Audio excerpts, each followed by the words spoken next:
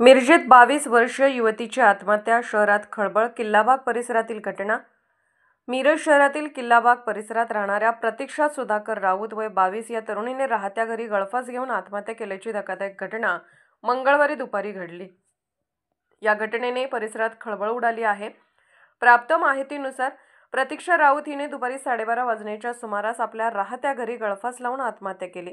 ही बाब लक्षात येताच घरच्यांनी तिला तात्काळ उपचारासाठी सिव्हिल हॉस्पिटल मिरज येथे दाखल केले.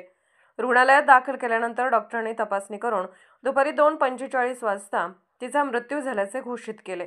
रुग्णालय प्रशासनाने तात्काळ मिरज शहर पोलिसांना याबाबत माहिती दिली. घटनेची गंभीरता लक्षात घेऊन पोलिसांनी घटनास्थळी जाऊन पंचनामा केला. दरम्यान आत्महत्येमागील कारण अद्याप अस्पष्ट असून पोलीस विविध अंगांनी तपास करत आहेत.